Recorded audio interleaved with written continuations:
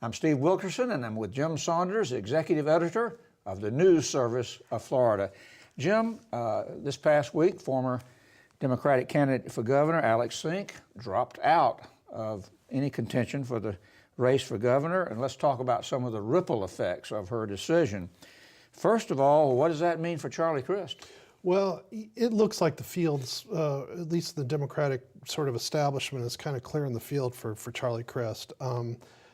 There are a lot of more liberal Democrats who don't like that idea, I think, but really the only other announced candidate and the only candidate on the horizon is former Senator Nan Rich, who, she's out there traveling the state, but she's not as well known as former Governor Crist, and he gets in the race, he's going to be the 10,000-pound gorilla on the Democratic side immediately. Well, one of the reasons he could be that gorilla is he can raise money.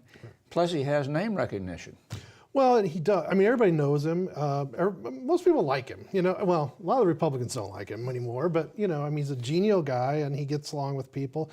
He has a lot of energy. He's always been a great campaigner, and he can raise money. The other thing, too, that he did was he got very close to the Obama campaign during the presidential race last year. So, he's probably going to have a lot of that sort of, network in place if and when he announces he's going to run.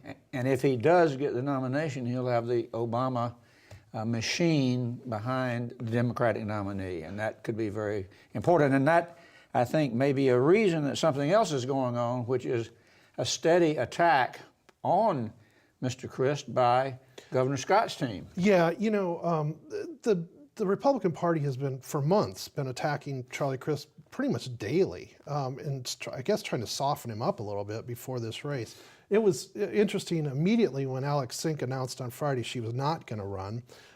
Immediately, the Republican Party was piling on former Governor Crist. So, they are coming at him from all directions. The Republicans, do not like Charlie Crist. They see him as a turncoat, someone who, left the party and now is a Democrat. But, but the party and Governor Scott's campaign have to really soften him up with the moderate voters and some of those sort of swing voters. Okay. Something else that happened last week on Friday was that new unemployment rates for Florida came out, and at 7%. And that rate was the lowest since September of 2008, and immediately Governor Scott claimed some credit for that, and Democrats pushed back. Tell us about that. Yeah, well, Governor Scott is traveling the state daily almost, making jobs announcements. That is going to be his issue, primary issue during next year's campaign. So even in advance of these numbers coming out, he had set up an event at Northrop Grumman in Brevard County, a big defense contractor, a NASA contractor. And so he made a big deal about this number. It's 7%, it's the lowest in 5 years, so on. But the Democrats are starting to fire back at him. There's some data out there that basically indicates, that so many people just dropped out of the workforce that this unemployment number is a little bit, misleading or doesn't tell the whole picture. There was a state report last month that said the unemployment rate would be like 8.2% if everybody was still in the workforce. So they're going to be, hitting Scott on that. Meanwhile, the governors or the Republican Party just created a new website that is all about economic issues, and part of it is contrasting Rick Scott versus Charlie Crist. Charlie Crist was the governor when the bottom fell out of the economy, and the Republicans are going to try to tie that onto Charlie Crist.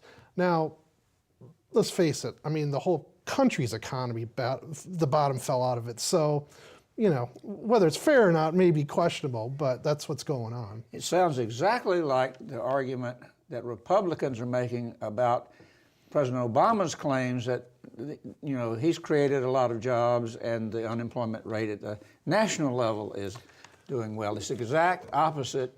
Well, you can use these numbers any way you want. You can spin them every which way. And for partisan reasons, it's a big issue. There's still a lot of people out there who don't have jobs. There's a whole lot of people out there whose incomes are down or, flat. or maybe working 2 or 3 jobs. So there's a lot of, it's a very important issue, and we're going to hear it for the next 14 months, especially if Charlie Crist is the nominee. Thank you, Jim. For more about Florida politics and government, visit the advances section of our website.